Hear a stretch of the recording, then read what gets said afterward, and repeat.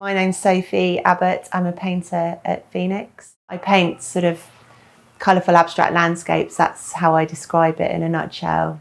Last year, when lockdown started, I went and painted outdoors more than ever. And quite often I paint by the sea, but just to do something different, I was going to a local woodland, and I just really got into painting trees. And I suppose it was spring, so all the bluebells were up and it was all these amazing sort of spring shoots coming out, and so then a whole body of work kind of came out of that.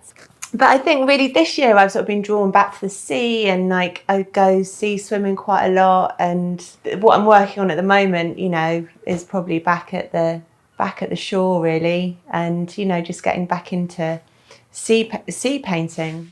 It's nice to be out in nature as well, and I've got into green, in the colour green, which I haven't really been that into before. So that's been quite interesting and quite challenging and just refreshing, and great to just be using sort of different colours within my work.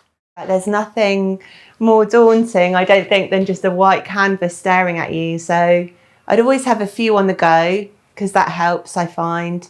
And then I literally just, it's like sort of like attacking them, just chuck paint over them, just get rid of the white. This is just my technique. People would say you have to prime it all in one colour, just like a good base colour, but I don't do that. I just chuck the paint on, see what happens, make some marks, chuck a load of water on, get loads of dribbles happening, and just let that dry, and then that is the base layer. That is how I start my paintings. And quite often I'll have something in mind, but it doesn't necessarily go that way. I don't always end up painting what I thought I would, because maybe the paint sort of done something and then it's triggered something in me, and I might end up painting something else. So it's quite free flowing like that, and I like to feel liberated when I paint. I don't want to constrain myself to this sort of particular set of, this has got to be like this and this and this. I just can do whatever I want. Acrylic's really my medium now, and I suppose I've got to know it really well, so I know how it operates and I know what I can do with it. So I add lots of mediums, and quite often I'll use these sort of gel retarders, which will slow down the drying process if I do want to spend more time working on something.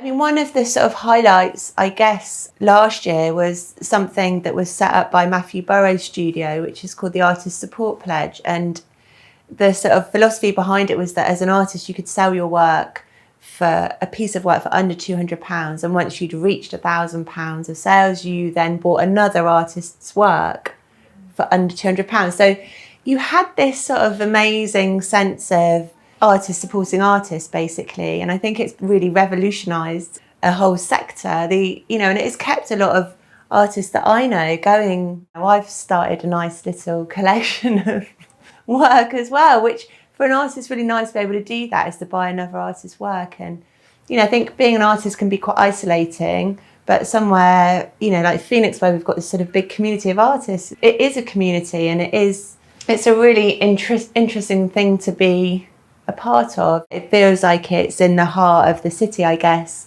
Yeah, the amount of creativity that is pouring out of it is crazy.